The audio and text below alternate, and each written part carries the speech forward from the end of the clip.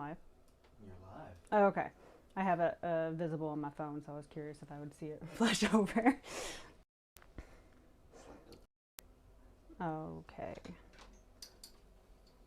Well, if that's the case, I guess I'll go ahead and get started. Howdy, y'all. My name is Victoria. I'm here today to talk about personal security, preparedness, and risk management for all people, anyone. If you exist, you probably care about your privacy, and if you don't, you probably should.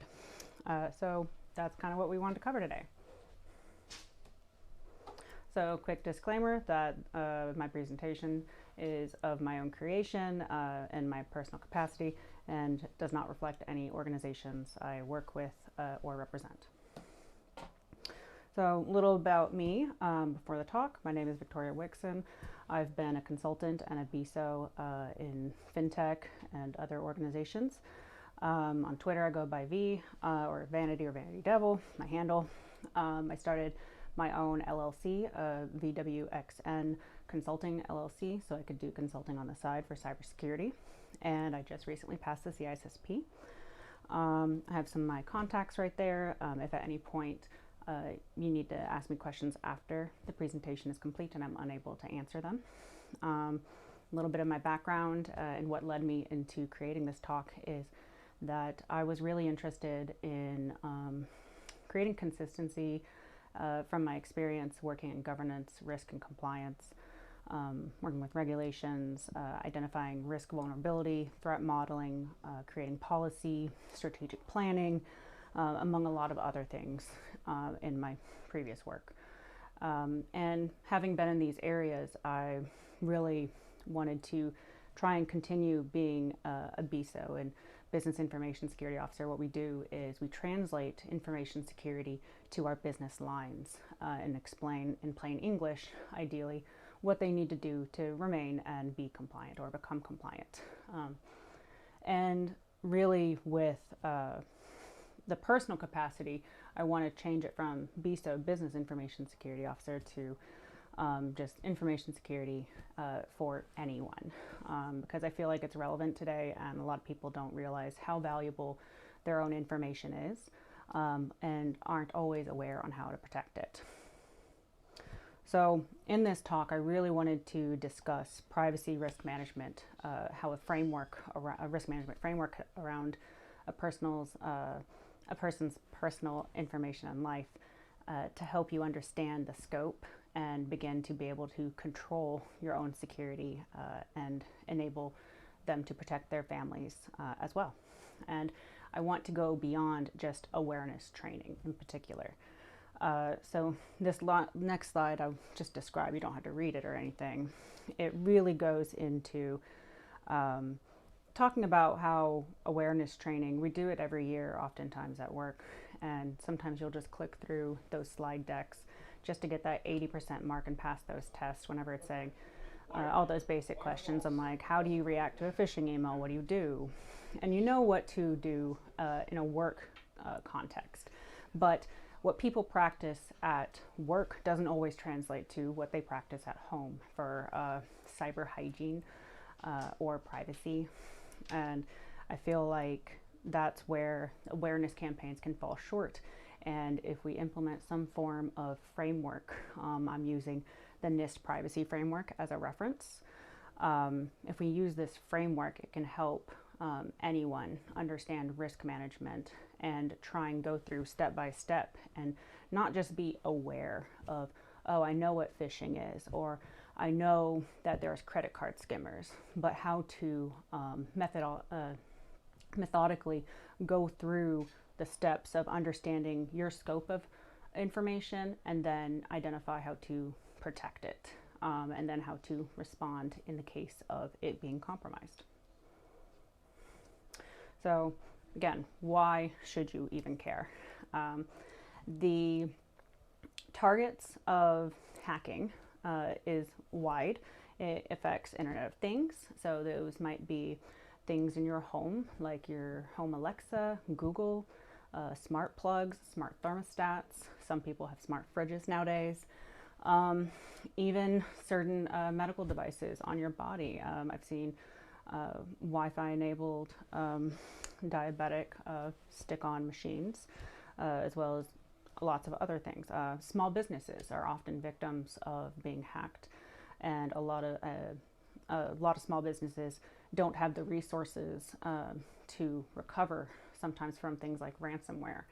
So if they're able to understand their threat landscape better up front, they might be able to deter or prevent potential hacks that could affect them. Young children and young adults using social media. Again, they may not fully comprehend their online privacy or online footprint and what's really attached to pictures when they post them on social media, what's really attached to videos or geotagging and metadata.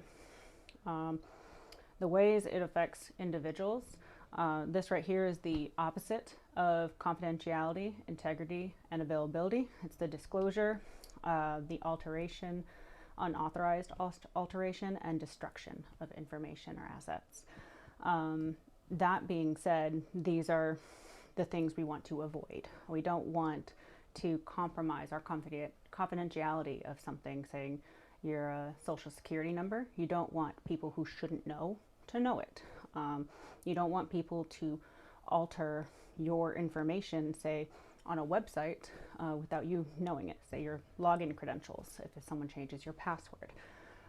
We don't want the inability to access your information in cases such as ransomware, or your information physically being destructed.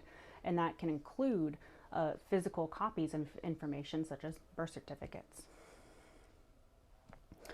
An example I wanted to kind of show as far as, as far as what we understand growing up, I feel like, I'm probably speaking predominantly to Americans, is we grow up using fire drills in elementary, middle school, high school. These are commonplace routines. You know how to identify a fire exit. You know what to do when there's a fire. You know who to alert and who to communicate to. And you know how to potentially recover, or we have established processes on how to stop a fire, put out a fire, stop, drop, roll, etc. So we want to really have this mentality towards cybersecurity and security in general for the individual, starting very young, because not everyone's going to see a fire in their lifetime, and hopefully you don't. And if you have, hopefully you've been able to go through your process in recovering from that. But I believe 1 in 5 people today are hacked. So it's like 20% of people are affected by some form of disclosure of information nowadays. And that's an enormous amount of people. And there are ways we can prevent that by reducing risk in particular. And by identifying risk before it becomes an actual active threat. So this is an example of a picture example of what risk actually is. So this is from Christian Espinosa's book, The Smartest Person in the Room. And I highly recommend this book to anyone who works in information technology or in a large corporation in particular, because it really helps you learn how to better communicate with other people, not just your immediate team, but to really try and have that holistic view of an organization and others' skills. So you can see low risk on the left side, and low, it's a combination of low probability and low impact. Medium risk, high probability, more likely to fall into that puddle, but low impact, you could still step out of it. Then you have another medium risk off to the right, where you can probably jump over it, low probability, but if it does affect you, it's a high impact, and that's a bad thing. Then you have high risk, high probability, high impact. What we want to do is reduce the impact and reduce the probability of these events from occurring to get to that top left one, low risk. So here's a matrix trying to really show what the likelihood, if you quantitatively apply risk, and then try and identify the probability. So risk is just solely probability times impact. How much is this going to hurt you by losing this information, or this information being disclosed or destroyed, or your asset? And how likely is that to actually happen? Is it likely for us in Dallas to have a hurricane? Maybe not, but it's possible to have fallout from a hurricane. Is it likely to have an earthquake in certain parts of California? Highly likely. Therefore, that's why we have certain regulations on building codes to try and prevent that from being as big of an impact. As a real life example, you calculate risk every single day that you're driving.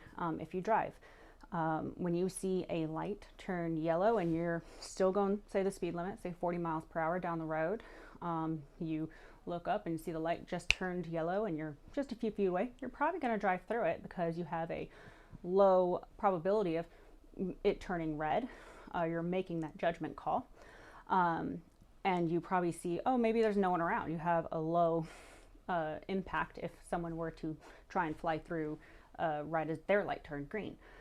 Whereas if you're further away from the light, then you might say, you know what, I see there's a lot of other people at the other intersections. Maybe I'll just stop at this red light and wait. So you're making risk judgments every single day. We just need to also apply that to how we use our cybersecurity and use our information. So what is a risk management framework? This NIST privacy framework is a core 5 steps, the last one being broken down into 3.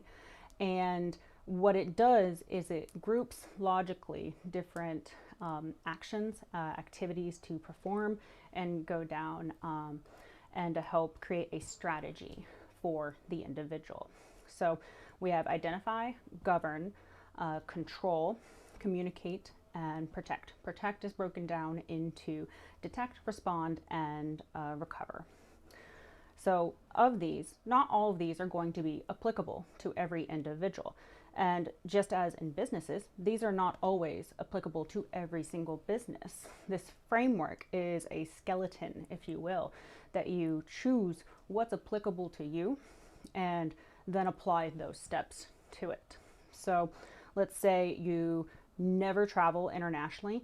International travel might not be part of your risk framework. You may not have to worry about losing certain things in airports or your airport security if you're never in airports. Or let's say you do travel on a frequent basis and that is one of your concerns. So that might be something you would use out of the framework.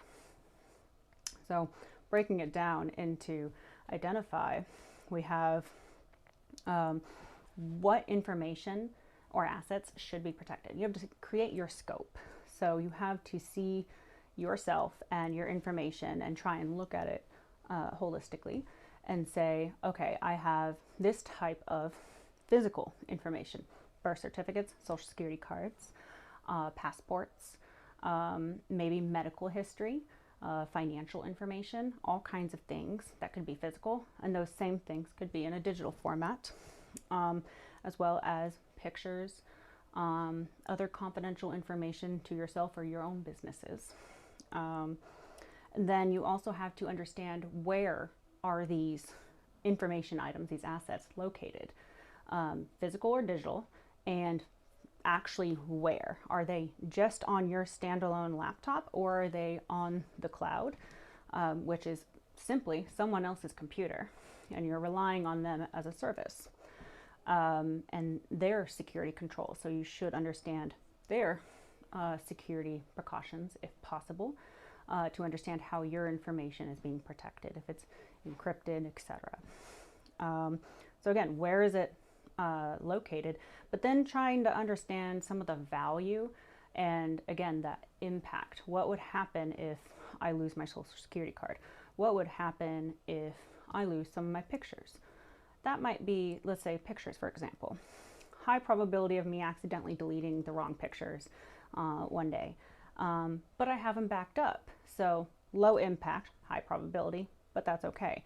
Losing my social security card, probably a low probability because I keep mine locked away in a safe, and I do not carry with me on a daily basis. But it would be a very high impact if that card was stolen, because I would not only have to worry about going through and making sure my identity is not stolen, but also recovering and getting a new social security card, which can be a pain. Because if you lose one item, you might be losing multiple at once. You have to keep that in mind.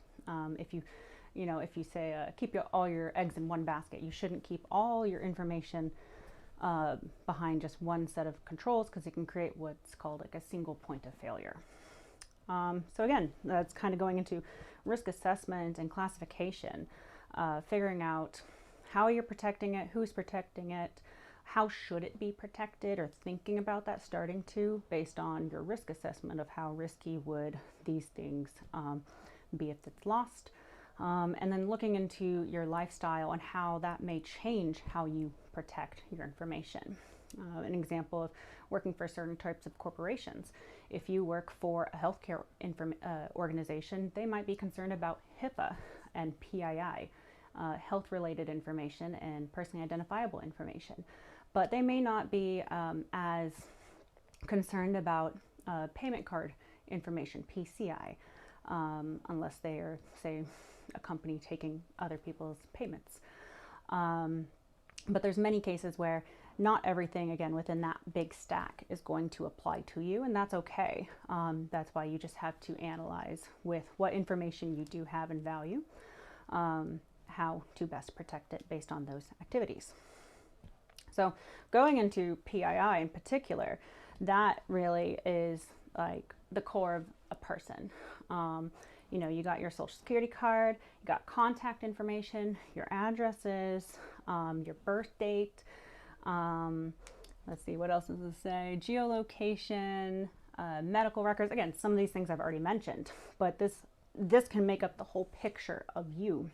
And losing pieces of these, or pieces of these being compromised, can be a very frustrating activity for an individual to try and recover, or even find out if they've been compromised, which is why it's important to try and understand, the earlier the better, being prepared to know what you have to protect. And as a shout out, this actually came from Quantum Cheap on Twitter. Mike, thank you very much for referring me to this resource. I really appreciate it. So going into governing, this is where you get into that risk management strategy.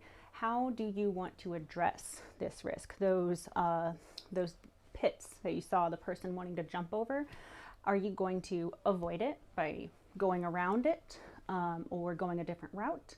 Are you going to transfer the risk by asking for help to jump over, as an example maybe? An example of transference in real life is insurance. You're transferring the risk to an insurance company. Mitigating risk, so trying to, again, lessen that risk, make that giant pit more shallow by adding other controls, lessening that impact, or lessening the probability, or just accepting the risk. If you trade stocks, you may understand if you're more risk adverse, and you don't want to take big risky moves on things day trading wise, or risk acceptance of like, no, I know I'm going to lose money, so I'm going to go in with X amount, and accept the risk that if I lose it all, I lose it all, as an example. Another way that falls under govern is awareness and training. So that is a portion of risk management frameworks, and which is why I want to kind of get away from just doing awareness and training. I feel like it's not sufficient enough for individuals. Yeah, again, you may know what phishing is. You may know if you get a weird text on your phone with just a link to like 20 people, you probably know not to click on it, but not everyone will. And so training other people about new activities that are going on in the threat landscape is really important to stay up to date on how to best protect or continue protecting or change your strategy. And again, going into monitoring and reviewing, verify you are doing what you plan to do. This is kind of self-checking quality assurance, you know. In the case of a fire, preparedness monitoring and review, you're going to want to make sure that each room has smoke detectors, fire extinguishers, option to fire exit, things like that. So again, checking that you're doing what you're saying you're doing protection-wise. So let's say checking you're doing your backups on a monthly basis on your phone to make sure it's backed up. Checking that your safe is still securely located where it is. And maintaining some of those logins, maybe by changing your password every once in a while. So controls. So this is where we get into kind of defending your actual information, your assets. So creating processing policies, procedures, creating processing policies, processes, and procedures. That's getting into how you actually use your data. Maybe you only use, as an administrative processing management control, you only use certain privacy settings in social media. Maybe you're on private in all of your social media. Maybe you're on public because of your job, and then you administratively have to keep in mind, oh, I don't post X on social media. Physical controls. An example of that would be changing the screws in your door jamb in your front door, because the standard screws that come with anyone's door security-wise can actually probably be kicked in by someone strong enough. But if you switch it to a specific type of screw, that lessens the probability, and therefore lessens your actual risk.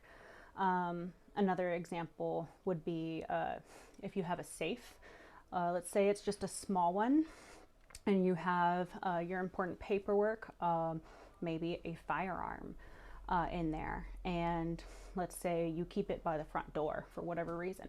That's maybe not the safest place to put it. So maybe physically you should locate it to somewhere else, and to even lessen the likelihood further of someone not just breaking into your safe, but taking it. Because again, of a certain size, sure, it's a safe and it's hard to get into quickly, but if it's a small enough size, you can pick it up and just walk out with it. So encouraging people to bolt down safes with important things in it if you can, or to studs.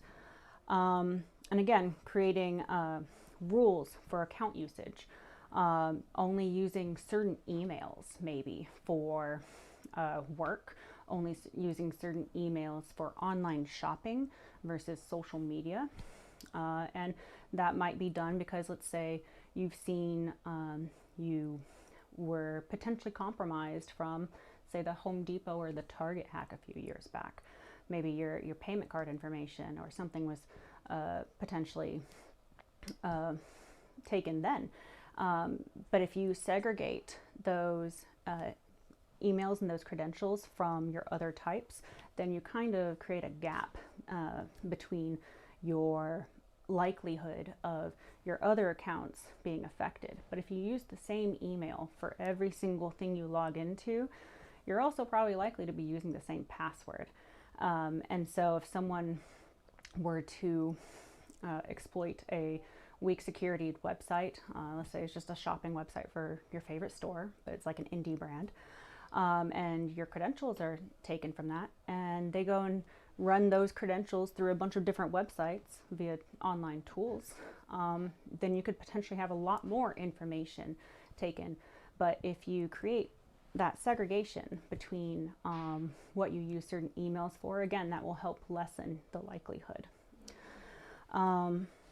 These can also be considered sometimes compensating controls that may not fully cover your risk, but to help compensate where you can, let's say, again, third parties, rather than anything within your direct control. The communication section wasn't as key in this framework in regards to the personal individual. But if you're doing this for you and your family, just as you would with a fire evacuation plan, you should communicate that plan with them. And as part of your monitoring and review, ensure that you're all adhering to what you've agreed to. Otherwise, if you're not following the rules you set, then it's not really helpful. You may also consider communication, though, with third parties, let's say credit card bureaus, or state and government, for when you do know you've been affected by a hacking or some sort of event, and trying to potentially freeze your credit. So getting into protecting, again, we have detect, respond, and recover. Under detecting, the ways you can detect you are being attempted to be hacked or exploited in some way, or actually identifying that you were, would be identifying phishing and vishing. Phishing is the online solicitation to potentially like click links in your emails, you know, from princes across the ocean, or vishing may be what is it? They keep calling for my car's extended warranty, which I don't own a car. I lease a car, but I don't have an extended warranty. So it's potential vishing, or AT&T calling me, saying, hey, if you update your information and verify your information with us, we'll give you a 50% discount on your next bill. That's vishing, phone, voice phishing. Seeing weird emails pop up in your friends' emails and them saying, hey, I'm getting a weird message from you on Facebook. You may have been compromised in some way. Credit alerts for accounts you've never opened. Messages and letters from companies that your information may have been compromised through their data. Being locked out of your accounts but not using the wrong password, or knowing that you did not change your password. And there's been a lot of Instagram accounts lately I've seen that have been hacked, and people are trying to sell them off for their handles. It's really interesting. And there are even specific websites you can enter your specific emails, just your email from my understanding, not your credentials, to see if your credentials have been compromised across the board. Learning how to respond. So you see some of these things, change your password if you can, where relevant. Again, if unique passwords are used, this makes it a lot easier to actually respond and recover. It lessens what you have to respond to. If you use the same password for everything and you know you got hacked on your email, you're going to have to really go change your password on every single other thing that you've used that password on. That's really painful, and less painful than using unique passwords, in my opinion, or encouraging people to use potential password managers if they trust the services of the password manager.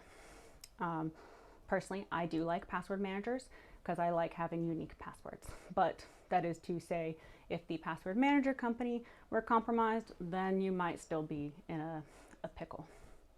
And another part of responding is reporting to authorities if you think your actual safety in some form is threatened. If you know you've been doxxed, for example, doxxed meaning your address and your physical location of your home has been said to the internet, and you are a target of, say, some form of discrimination or hate speech, or you're afraid of being stalked. Those are instances where, in a response, it is appropriate to definitely contact authorities and understand how to best defend yourself. Recovering, do a root cause analysis, figure out why, if it was something in your control of why your information may have been compromised, or your assets, or if it was outside of your control. And if it's outside of your control, how can you create compensating controls? And if it's within your control, what can you change within it to avoid that? And then recovering, and if any fraudulent charges have been made on your behalf, be it changes to your information, trying to remediate that, or any money taken, trying to recover that. A quick example of that would be if your credit card gets skimmed, say at a gas station, and you start getting weird charges. If you have a credit card, you're more likely to be able to call the credit card company and say, hey, I didn't do this. I just used it at this gas station. I started seeing these weird things pop up. And it doesn't have to be a gas station. It could be anywhere. credit card companies are more likely to actually be able to return that money because there's an insurance behind it. But if it's a debit card and there's a PIN associated with it and your PIN is also compromised, it's a lot harder to recover that money. So keep that in mind as part of your risk management governance, to determine as part of your rules where you're going to use debit versus credit, if you want to use either of those, or if you want to just use cash, and decide what your threat tolerance around that is.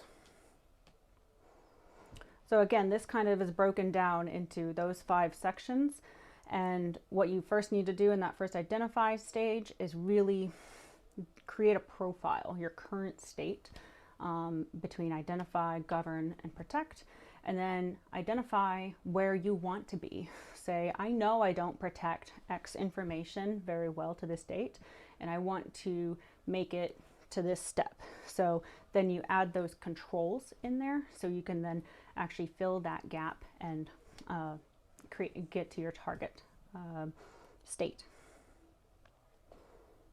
Let's see. So maybe a bit of a short talk, but in conclusion, risk simply, it cannot be fully eliminated. You can't just get rid of your information and assume that it can never be stolen. You're still going to have information attached to you, assets, and your own personal safety to consider. So it's really hard to, in a business sense, be in business with no risk, because that's how you make money. But as an individual, you cannot fully eliminate it unless you're just not existing. Cybersecurity and privacy concerns really affect everyone today, no matter what age you are, including even infants, and making sure that you're protecting your children's information to the best of your ability and that they don't have their identity stolen. And it's important to see the value of these non-tangible information items and assets so we can actually appropriately defend it. If we know what something is worth, we know how much effort we should put into protecting it. You shouldn't insure a $10,000 car with $1 million insurance policy, as an example. But you probably also shouldn't do it with, like, say, $2,000. Then you have $8,000 potentially to lose, unless you want to accept that risk. It's also crucial that we really not just educate, but also prepare ourselves. Go through a process, go through some form of checklist to ensure to be able to protect yourself, your families better, and also encourage your own family and friends to do the same, whether they work in tech or not, because it will still hurt to lose your information whichever way you work. It doesn't matter. So I think the questions are going to be on Discord, but thank you very much for y'all's time and attention today. Again, feel free to reach out to me directly if you have questions on LinkedIn and at Gmail, vwixon@gmail, or even on Twitter at vvanitydevil. So thank you very much.